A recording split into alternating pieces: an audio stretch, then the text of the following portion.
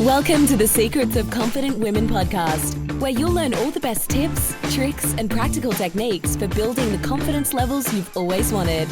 With inspiring interviews, real-life examples, and game-changing insights, this podcast is for women who know that mastering the skill of confidence is one of the most important things they'll ever do. Hello everyone and welcome to this week's episode. This is Jodie and today I'm thrilled to welcome to the podcast celebrity interviewer, entertainment reporter and the owner of Australia's only solely owned and operated entertainment news company, Rave It Up, the incredible Lauren Yeates.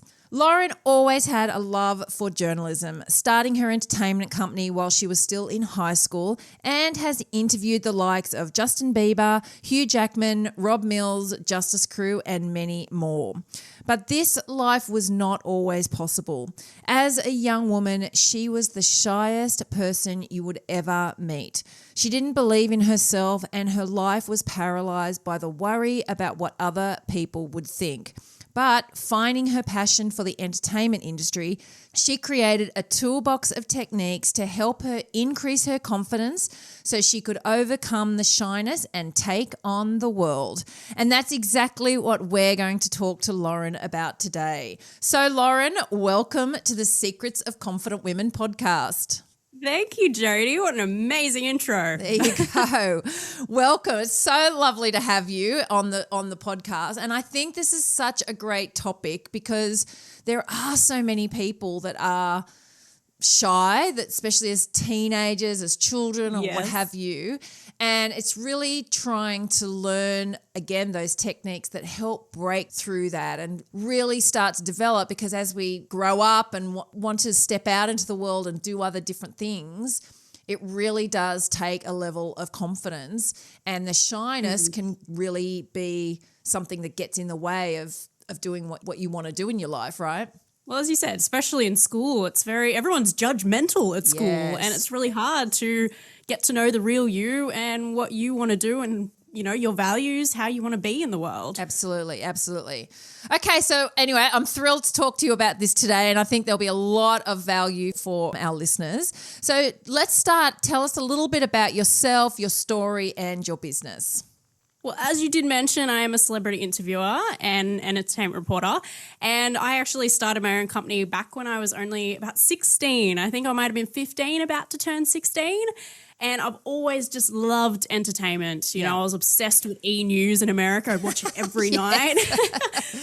I just loved knowing what was happening in the celebrity world, because I just found the normal news quite negative and depressing, where celebrities, you know, the only depressing news you get is maybe a couple have broken up or unfortunately someone's passed away, where you just it's a lot more positive. But I've always grown up around, you know, entrepreneurs. You know, my parents are entrepreneurs themselves and have owned lots of businesses throughout their life. So they've always pushed me to, you know, follow your dreams. Those boring 9-to-5 jobs will always be there. Yeah. You want to wake up every day loving what you do. So even though I really wanted to work for E! News in America, I was like, actually, why work for E! News when I could be E! News? You know, I could be my own version of it. We don't really have anything like that here in Australia. So that's when I just worked really hard, created my own website. And as you mentioned, Justin Bieber at the beginning of this, I haven't interviewed him yet, I wish, but I did meet him. I was one of 10 girls with an intimate meet and greet with him. And that was just the big wake-up call to me that I wanted to, even though I hadn't interviewed him, I wanted to be around them, around celebrities in that one-on-one, you know, atmosphere, instead of waiting in a huge line with fans. Yes, right. You kind of want that one-on-one time with them. And I've always found celebrities very, you know, interesting as well in their story, because we kind of put them up on a pedestal, like we can't do what they do, but they are just normal human beings. They've just worked really hard to get to where they are, and they love what they do. So I was like, I really want to hear these stories. Yeah. And Justice Crew was my very first interview. So I was a huge Justin Bieber fan. I created a Justin Bieber fan site and ended up being one of the top Justin Bieber fan sites here in Australia. Yep. I know, it was pretty amazing. That's actually how I got to meet him, because of that. But as you can probably imagine, I got sick of writing just about Justin Bieber all the time. wanted to write about other celebrities. So that's when the Rave It Up website got born. And when Justice Crew came around and I did that first interview, the rest is history. You know, I really found my love for interviewing, and that's what I wanted to incorporate into the website, which has now turned into a podcast as well and a YouTube channel. And yeah, I couldn't be prouder of what I've created, I got to tell you, Jodie. Oh, awesome. Okay, so what does confidence or being a confident woman mean to you? Oh, that's such a good question. You know, I think confidence is such a huge word and can mean a lot of different things.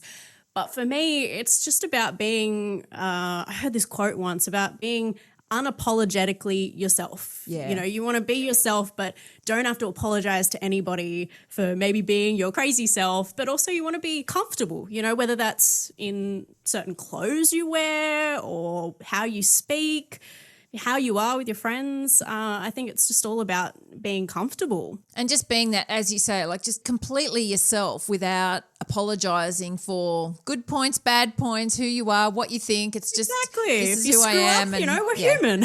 Absolutely. Yeah. We all have our crazy sides. Yeah, absolutely. And when are you the most confident version of yourself? Well, I think, as I said about the clothes, you know, I love wearing something that, you know, I feel comfortable in, but also might feel, you know, a little bit sexy in, kind of want to show off the curves. I also have been a dancer all my life as well. Right. So whenever I'm dancing, that is like when I feel the most comfortable, confident. And also when I'm with my loved ones, you know, my parents have always, exactly just like the entrepreneurial side, they've been amazing in terms of making sure I've always been comfortable at home to be myself, which has helped kind of bring that into the real world a little bit. Yeah. And, you know, even I've got this amazing guy now. I finally found the one. Good. And he he doesn't care whether I've got makeup on or not, or if I'm in my PJs or I'm all dolled up. And that's something that, you know, I think all women need to find. They shouldn't have to just settle for any guy out there. You need someone that will really enhance that confidence. But for me, I knew that I was single for a very long time and I was absolutely happy with that, you know? I was like, I'm just going to give up for a while. I'd rather just focus on me and love me for me and bring all that self-love in, you know, before I try to find it externally. Yes, absolutely. And it's so important. And it is so important because you, as you say, with relationships and those sorts of things, it's trying to find someone who you can be completely comfortable with, and going back to that, just being unapologetically yourself as well, you know, without having to doll up or front up or be someone else or fit into some sort of, you know, social system or something. You just want to be relaxed and be yourself. And that's when that relationship stuff really does go to a more magical level.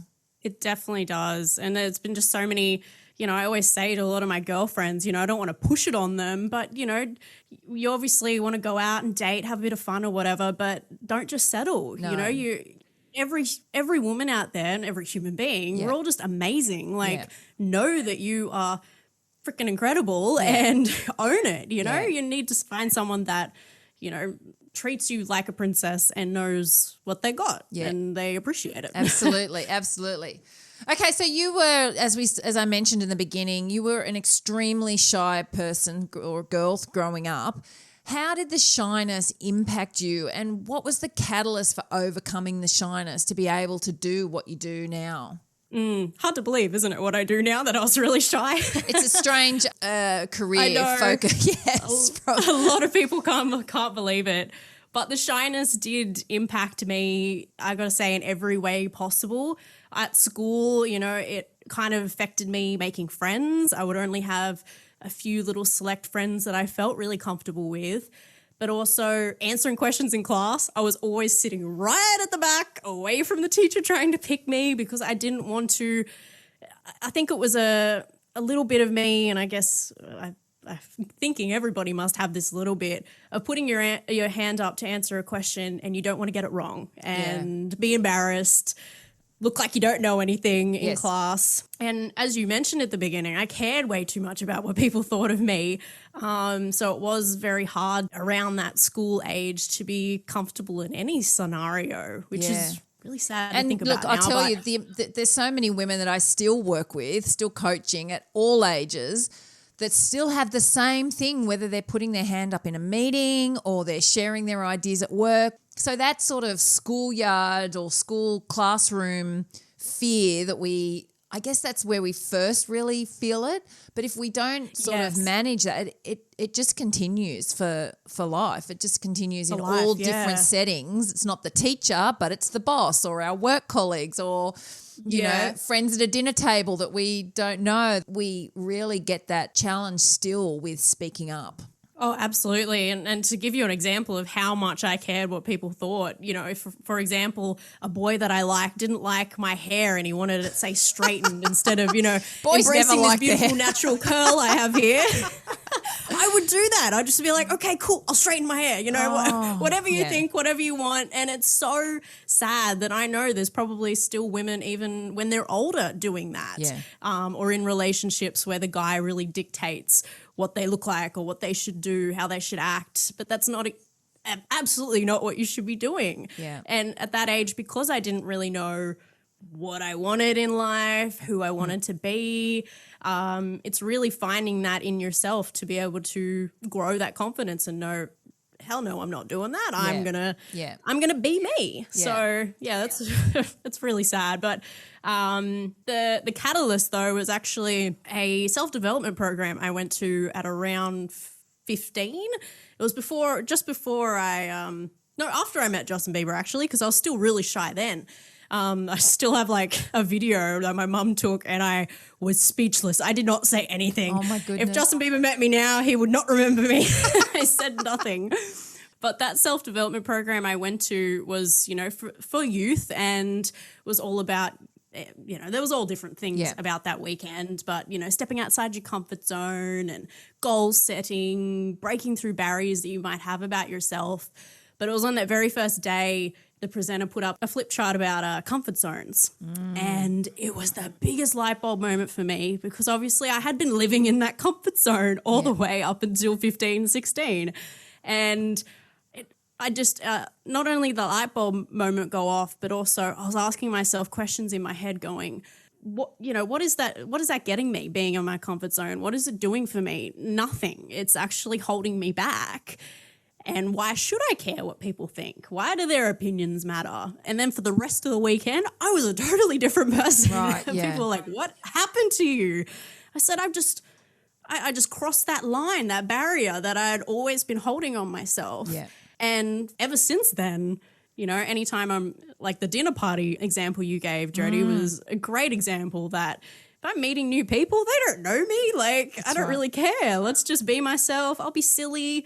I'll make jokes and not care that nobody laughed. Yeah, you know, that sort of thing. So it kind of changed from caring way too much about what people thought to not caring at all. Yes. And isn't it great how this is why personal development programs or courses or books or all this sort of stuff is so important to be in that, you know, what we call now the growth mindset or be in that always that constant learning, because you could read a book and I could read the same book, but we get completely different things out of it. Or we go to a course and there's something that really just sparks an aha moment, which you can't ever then not see again. You know what I mean? Like, because you see something that you've never seen before and it's now there for your life. Like that comfort zone, you know, part for you was like, that was that light bulb to go, oh, this is how it works. Like this is what I've been doing. And once you know that, you can't unknow that again, right? That's just, but that then takes you forward. But you can never predict reading a book, going to a course, whatever, what that light bulb moment is going to be or what you're going to learn. You just have to keep putting yourself into those situations to, you know, to learn and develop. I mean, for me, which I talk about in my book and I've talked about, you know, various times on this podcast, getting Louise Hay's You Can Heal Your Life book when I was, you know, 12, 13, 14, because my mum was on her own sort of health journey. But that was the book where I read that going, what do you mean? I choose my thoughts? Like it was like, that was like this moment of what I can control, what this voice in my head does. And, once I knew that, I could never unknow that again. That was just part and has been, really dictated my whole journey. That was just part of what my existence was going to be now, that I had more control over that voice in my head and learn techniques and whatever. I often say to clients, you got to keep learning, developing, get a coach, read a book, go to a course, like learn, because it's those moments that really propel us through to the next part of our life. And I always believe what you need will be the aha moment you have at that time, right? Very true. Yeah. And learning doesn't stop after school. You've got to continue learning. I'm not sure it even starts until after school. Right. Well, it's so true. Even with that self-development program, I actually furthered my, training after that too, and started assisting that program for many, many years. So I saw all these different kids come in and out. Yeah. And I did see a lot of kids where it would not affect them at all. And I'd be like, what is going on? This is such an amazing program. And I'm like so hyped up. Yeah. But, sometimes they just don't have that aha moment, which is fine. Or they might have it later on in the weekend. Yeah. Or they're not open to it at the time. Like it comes when it comes and you've just, Yeah, it might just be little aha moments in their head, or they're just kind of watching it all over, and that flip chart of just comfort zones, because he also drew it out, and I'm a visual learner, so to have the little he did like a stick figure in the middle and then the comfort zone around it. And when you leave your comfort zone, we obviously experience fear, which is something I experienced all the time. But either you can just go back into the comfort zone, which does nothing for you, or you can actually pass that fear and get some growth. Absolutely. And that's what I've done daily basis now. I like to continue pushing that comfort zone, because you'll grow that, but then you'll create a different comfort zone, which is a bit bigger than your previous one as well. Yeah. I mean, that, to be honest, even with the programs that we do and the coaching, that is still one of the aha moments of someone realizing that fear lives on the outside of your comfort zone. Like, and I'm not talking I'm standing on the side of a cliff without a parachute. That's fear you should listen to. But probably, don't do that. The fear's there for a reason, and sometimes a very good reason. But it's knowing why the fear's there. Oh, I'm feeling fear because I'm pushing the boundary of my comfort zone here. And then it's more like you can relate to it in a different way, whereas we've always sort of grown up learning that if you feel fear, that means there's something wrong here. And it's flipping that dialogue to go, well, no, this is just because it's new and it's uncertain and it's outside my comfort zone, and my brain is actually doing what it's supposed to do and trigger fear to say, are you sure you want to do this? But when you can relate to it as, yes, but I'm just speaking to somebody new, like I'm not jumping off the edge of a cliff. I'm going to approach someone and I'm feeling, or put my hand up in this meeting and, offer my ideas, and the fear is there because what will people think, and am I going to get it wrong, and all that conversation. But we want to push through that because it's not life-threatening, but we can then relate to fear differently and understand it. So when it's present, we can consciously go, it's okay, I'm going to be fine. I'm just stepping outside of my comfort zone. And this is good because my comfort zone will expand from this point. So, Yeah, and starting something new in life is something we should be doing all the time, because how else are we supposed to know? That could be an amazing hobby, a new hobby that you might absolutely love, but how would you know if you haven't tried it first? Correct. Absolutely. So you say that you've been able to develop a toolbox of techniques that you draw on to help you with your confidence and move, really have moved through this very, very shy girl persona or person that you were to do what you do now. So what are your go-to techniques that help you? Well, I've got many, so I hope you're ready that's to hear good. them. I'm sure people want many. Well, it's crazy to think now, I've been public speaking to adults, but a lot lately to, schools, which has been amazing to share my story with young kids. And, just like everybody's fear, talking in front of other people is so scary. Yes. And especially kids, because they judge. Yes. So my big thing that I remember my very first school talk, because that was very confronting. It was like, year 10, 11 and 12 all in the one room. It was a lot of people. I always do heaps of breathing techniques. It just sounds something so simple, but it really, really helps, whether you do meditation or not, which I do. But just practicing some breathing techniques can really help, because when you get into that fear state, you'll notice your breathing starts, getting heavier. You probably start getting, the crusty stuff in your mouth, and you can't really taste your you don't have any saliva anymore. You got to do those things to get back to, normal state as you would be just, talking to a friend, for example. I also use a lot of essential oils. I put some just behind my ears, or, you can put it on your chest or your wrists. Always wear something that you feel really confident in. It always comes back to that, doesn't it?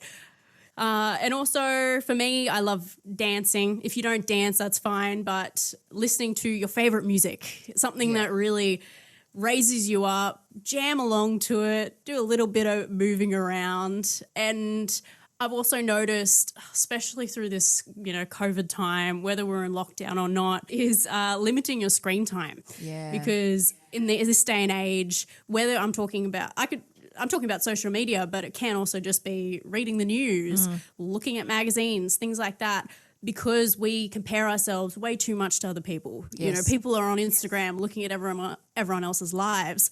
But I like to call it the don't compare your blooper reel to someone's trailer, because the trailer looks amazing and you're like, oh, that's not what my life looks like. Yeah. And it immediately puts you down and you don't feel confident about yourself anymore. Where if you don't look at it at all, or you only look at it when you're, say, in a really good mood, or you're feeling extra confident about yourself, that's the only time you should be looking at it.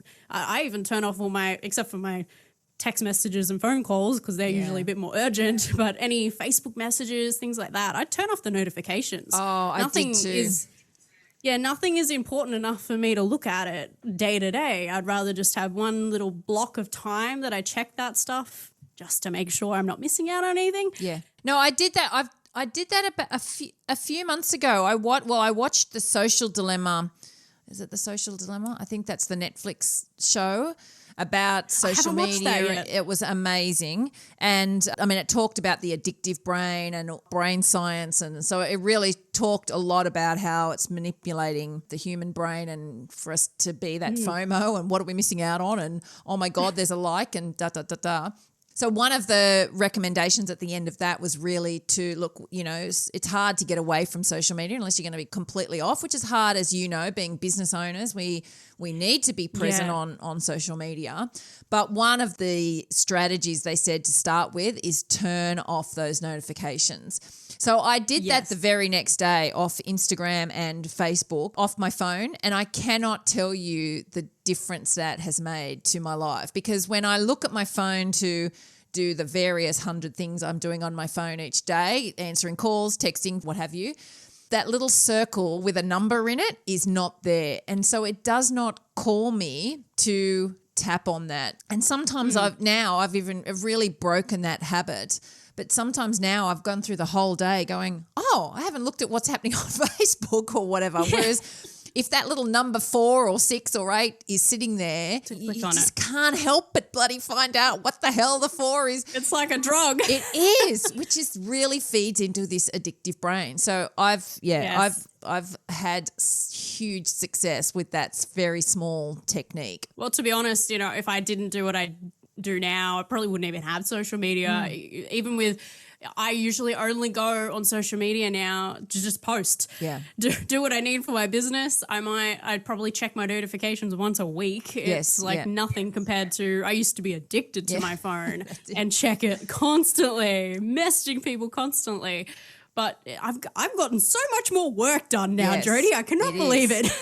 It's amazing that you just realise how much time you get lost down that rabbit hole, which is obviously an ongoing conversation throughout the world and what have you.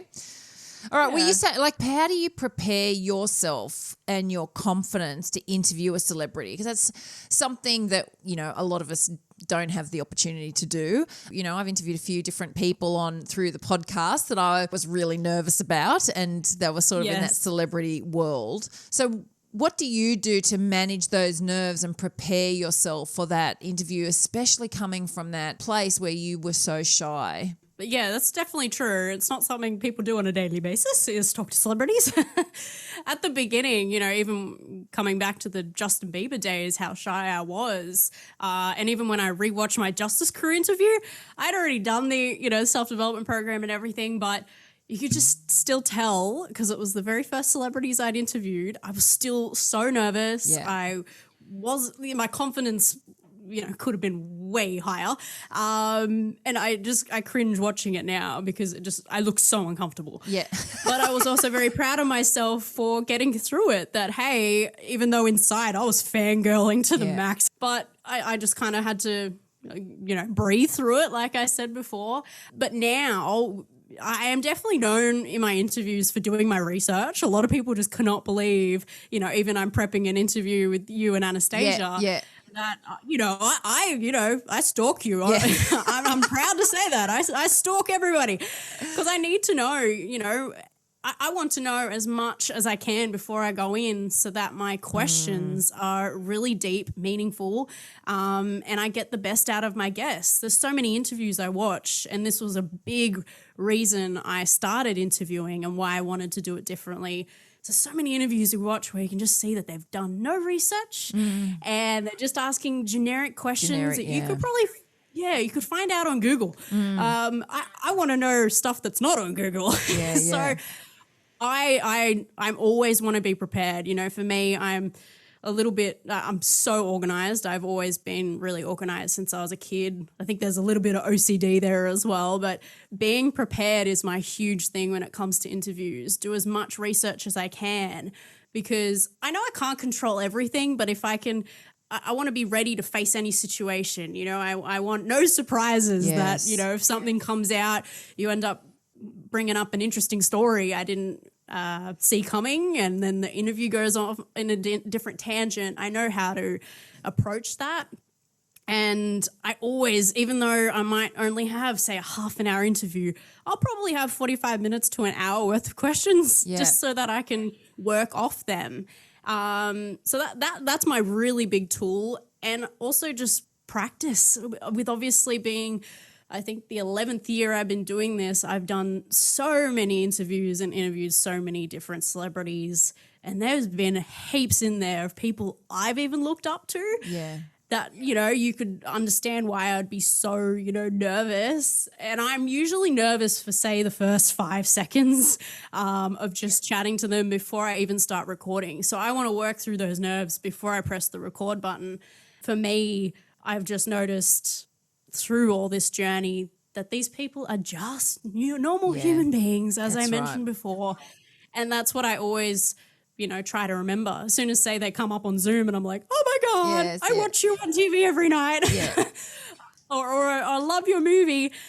That I don't say that, but I say I respect their work and I like what you do, but I won't fangirl anymore. And I like that I've kind of pushed through that just through being around these people all the time and having that mindset, you know, as you said, you can't control your thoughts, is always putting through my mind before an interview, hey, you know, I might feel a bit of butterflies. Hey, Lauren, it's okay. No butterflies. Get rid of those. This person is just normal. You just really appreciate and admire their work ethic, everything about their story. And I just got to approach it from that arena, that I'm doing this also for the fans so that they can learn more about their idol. And that's it. Preparation, you know, is such a key, and I do exactly the same.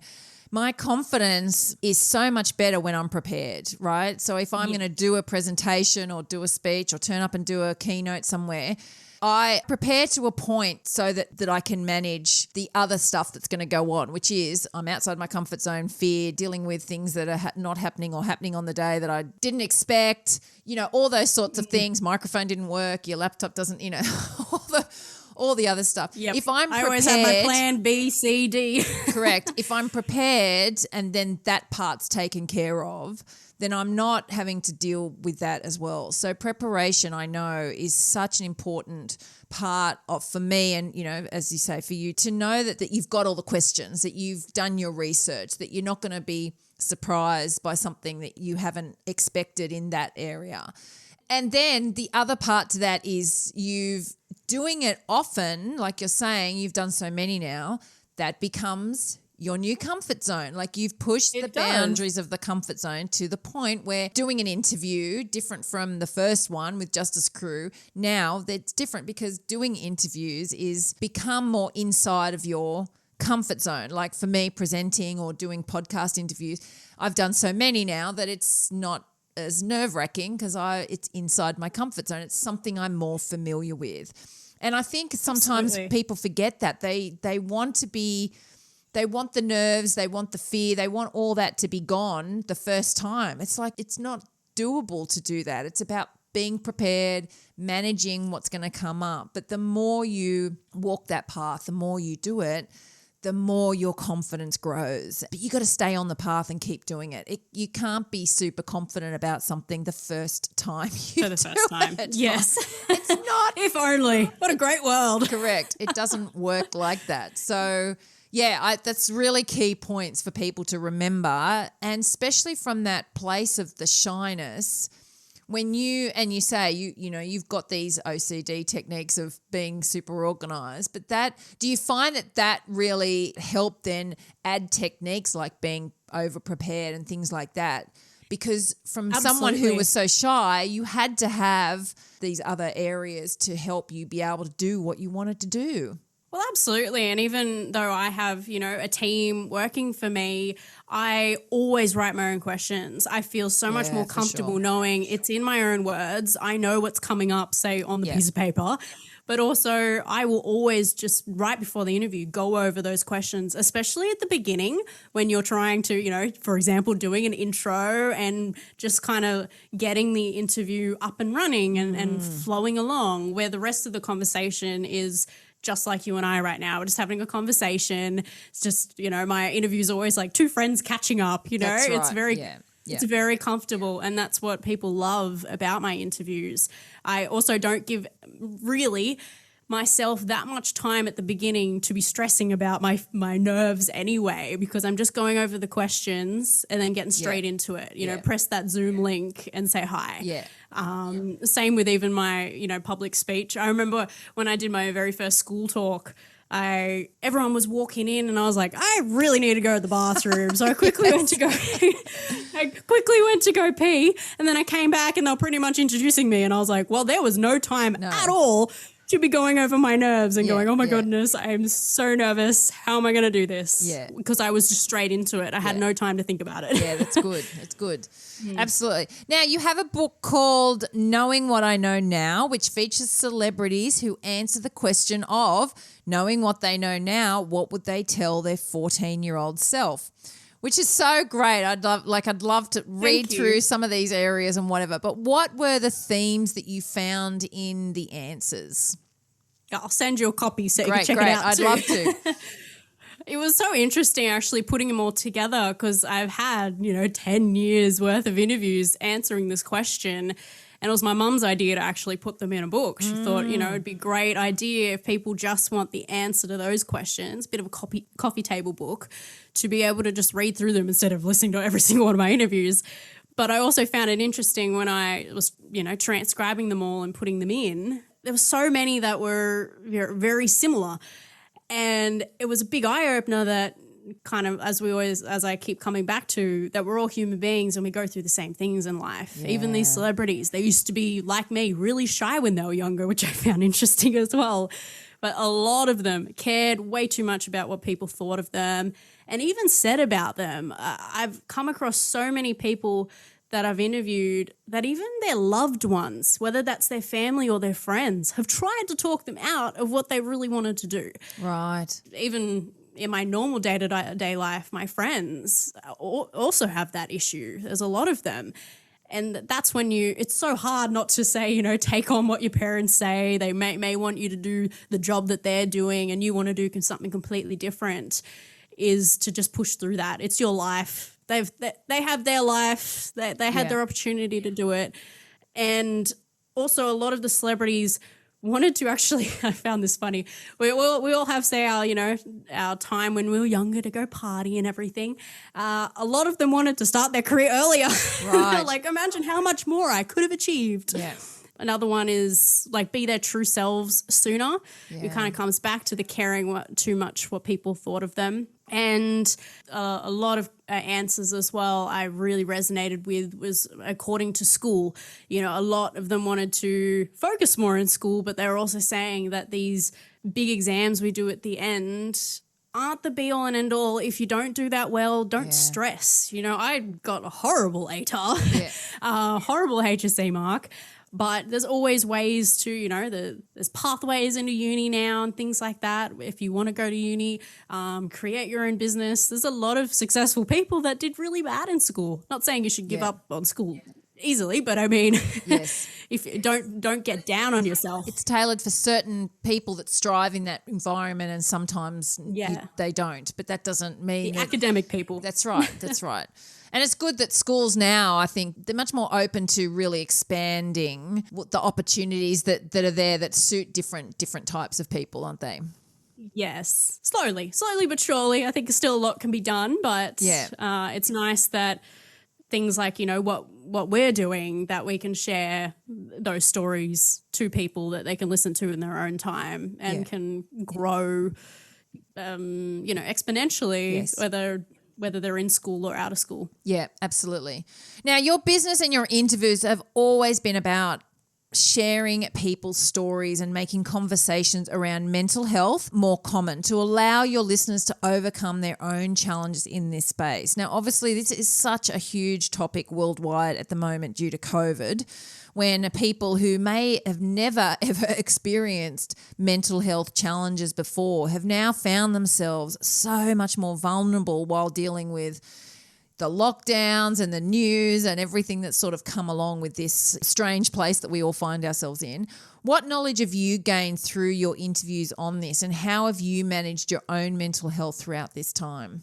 I'm really lucky and so grateful that I could still do the interviews during lockdown. Yes. Because that has kept me so sane, because it is obviously something I love to do. There may be days where I feel down, but I'll be like, I'll do an interview and I'll feel so amazing and go, what was I even going on about? So I am really lucky in that space. And even during this time, I've filmed so many international interviews, which I am so happy for, that I've had the time to organize those. And that is something I would tell people, that during this lockdown, make sure you're still doing something you love to do.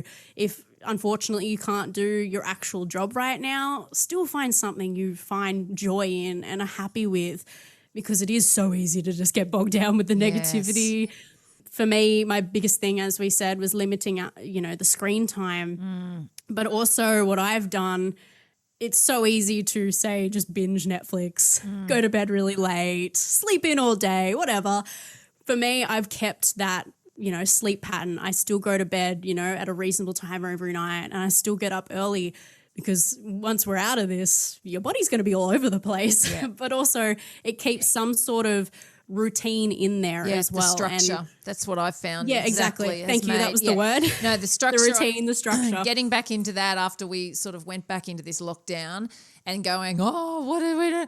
And then once I got past all that, it was like, especially because I'm homeschooling kids, we had to get the structure back in. And it was amazing. I really take my hat off to you. Yeah, but it was amazing how different it was when we had a structure in place for the day, and you got up at the same time, and we had breakfast together, and we went and did our different areas, and we'd meet for lunch, and we have that sort of structure, even to the point where today is Friday that I'm interviewing you, and my son always has chicken nuggets from the canteen at school on a Friday. So today he's getting chicken nuggets for lunch. Oh, that's so cute. He's trying to still maintain that structure, that thing. He's only 12. wants chicken What a nuggets on a great mum. Friday. That's his that's his treat. So, but yeah, we found when I wasn't maintaining that, I struggled so much more. Yes, me too. And when this second lockdown happened, at the beginning, I felt kind of like I did in the first lockdown at the beginning was, yes, finally, I've been gifted time. And Same. because as the day-to-day, goes by, my to-do list of things I wanted to do for the business, not the everyday stuff, but the things I wanted to do to further grow it, was getting longer and longer, and I just didn't have time. Like, for example, I'm finally doing the audiobook for this book. That's been in the pipeline for a very long time. And so at the beginning, I was really loving the time to just finally get that done. And then when they extended it, I never thought I'd be in this position because I always thought my mental health was really strong.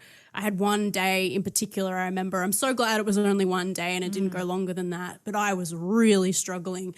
And I lived by myself too. My boyfriend was at work, so later on he came to visit me, but just everything in my head was negative. Nothing was bringing me joy that day. You know how much I love to dance. That wasn't working either. I ended up calling my mum and dad and I was like, I'm really worried about my mental health. I've never said those words out loud before. And it was so cute. They ended up delivering flowers to my house the next day. It was so lovely. But about halfway through the day, I was like, you know what, Lauren, there's that point where you're like, okay, I've tried everything. Nothing's making me feel better. Just feel what you need to feel. It's something so simple, but it's something we forget, that if you are sad, angry, whatever emotion you are, just feel it. Obviously, I just needed to have a good cry. Yeah. Just watch Netflix all day, whatever I wanted to do.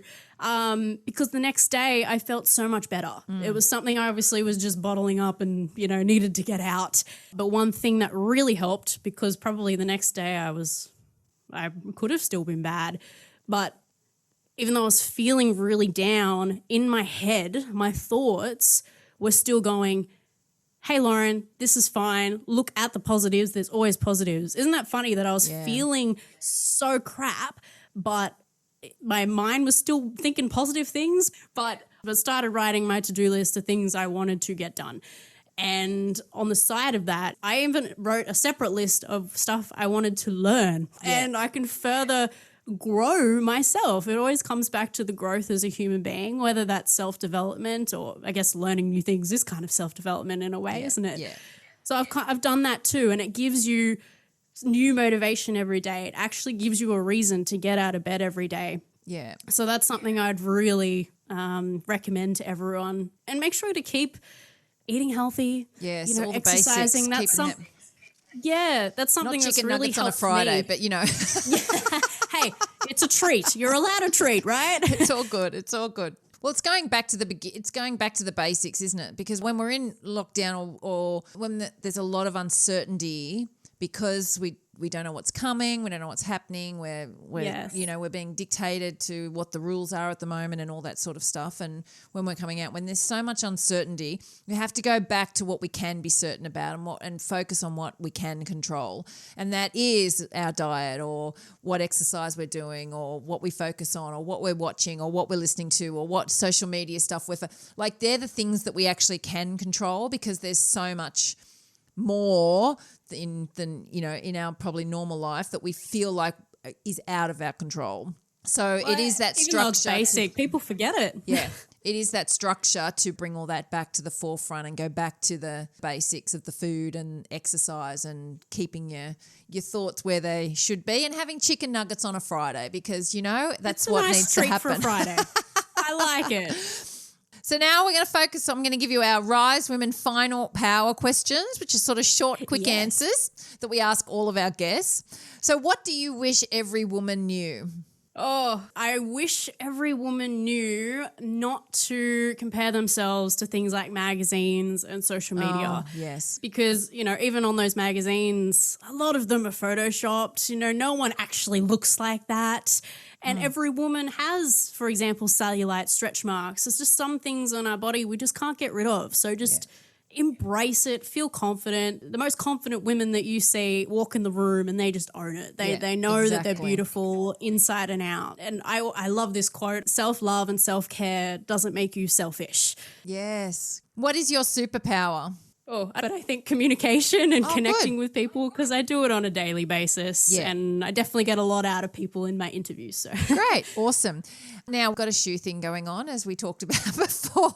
And Anastasia, she loves her heels. Anastasia loves her heels. And we've got a high heel shoe on my book. But what makes you feel confident? Are you a heels or a flats girl?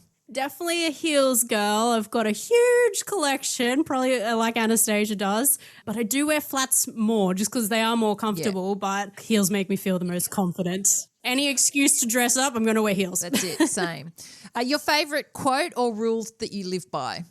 Everything happens for a reason. Yes, that's such a good one. Who inspires you and why? There's a few people. My dad really inspires me. He's an airline pilot and he worked really hard to get his job. And if we were looking at celebrities, I love Dwayne Johnson and Jennifer Lopez. Okay. They're both some of the busiest people in the world and they seem to juggle life really well. Yes, I know. And finish this sentence. If I had even more confidence than I do now, I would. Well, I got to say, with my toolbox of techniques, if there's any days that I don't feel very confident, I just bring those out and it immediately does make me feel more confident that I can do anything.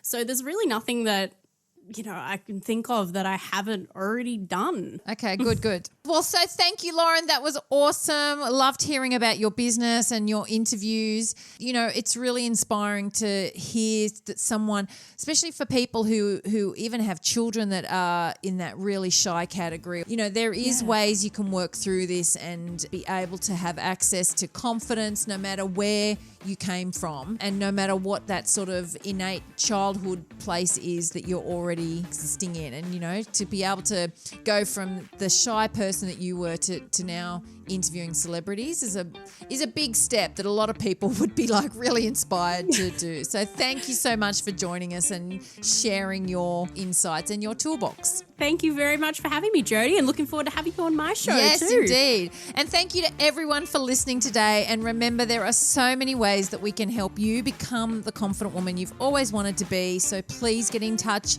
or visit risewomen.com. We want to ensure confidence is every woman's new normal, and we do that by getting our programs and resources out to as many women as possible. So until next time, remember, with confidence, anything is possible. Bye for now.